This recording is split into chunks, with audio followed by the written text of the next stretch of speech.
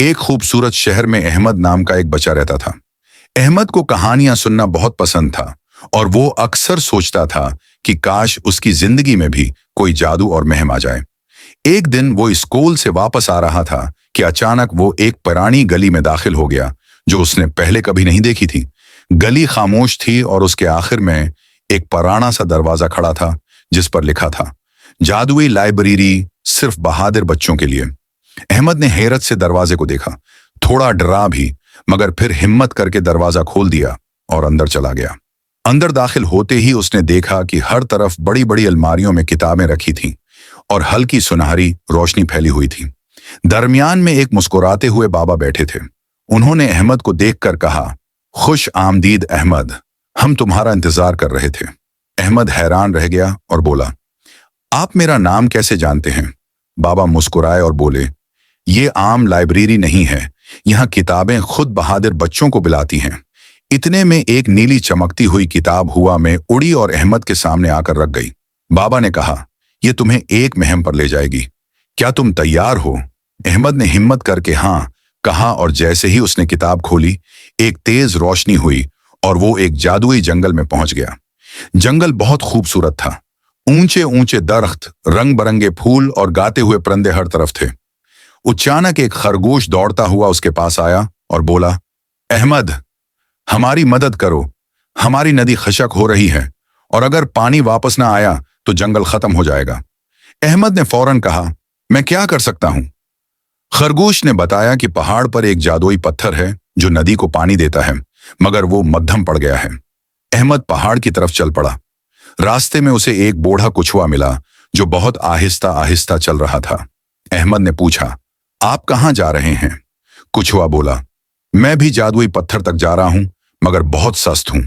अहमद ने मुस्कुराकर कहा, आइए मैं आपको साथ ले चलता हूं, और वो उसे उठाकर पहाड़ की तरफ बढ़ गया। पहाड़ पर पहुंचकर उन्होंने देखा कि एक बड़ा सा पत्थर वाकई मध्यम पड़ा हुआ था। कछुए ने कहा, यह पत्थर सिर्फ मेहरबानी से रोशन होता है।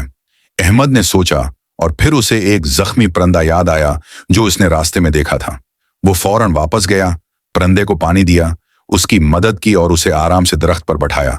जैसे ही अहमद ने मेहरबानी की, आसमान से रोशनी आई और जादुई पत्थर चमक उठा। नदी में दोबारा पानी बहने लगा और जंगल के सब जानवर खुश हो गए।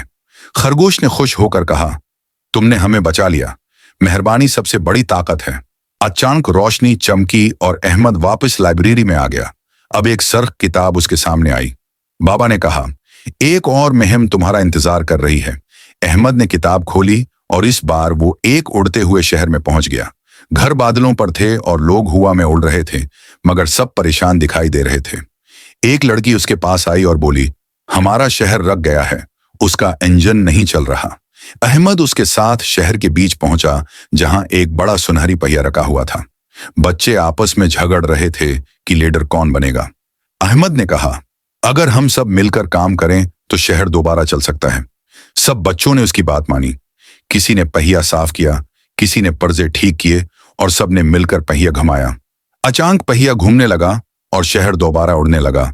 सब खुश हो गए और बोले, मिलकर काम करने से हर मुश्किल आसान हो जाती है।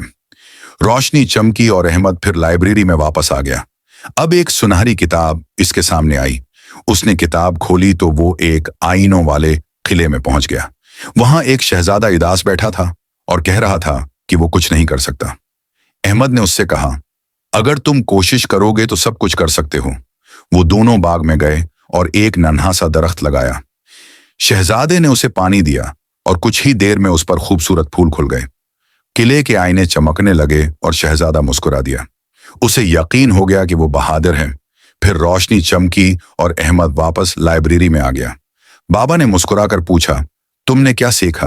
अहमद ने कहा, मैंने सीखा कि मेहरबानी, दोस्ती और खुद पर यकीन ही असल जादू है। बाबा ने उसे एक छोटी सी किताब दी और कहा, हर अच्छा काम एक नई कहानी बनाता है। अहमद खुशी से घर वापस आ गया। अब वो हर रोज किसी की मदद करता, दोस्तों के साथ मिलकर काम करता और अपने ख्वाबों पर यकीन रखता। उसे समझ आ गया था कि जादू सिर्फ कहानियों में नहीं होता, जादू हमारे अच्छे कामों में होता है। और कहते हैं कि अगर कभी आपको भी कोई पुरानी गली में जादुई लाइब्रेरी मिल जाए तो शायद आपकी कहानी भी वहीं से शुरू हो जाए।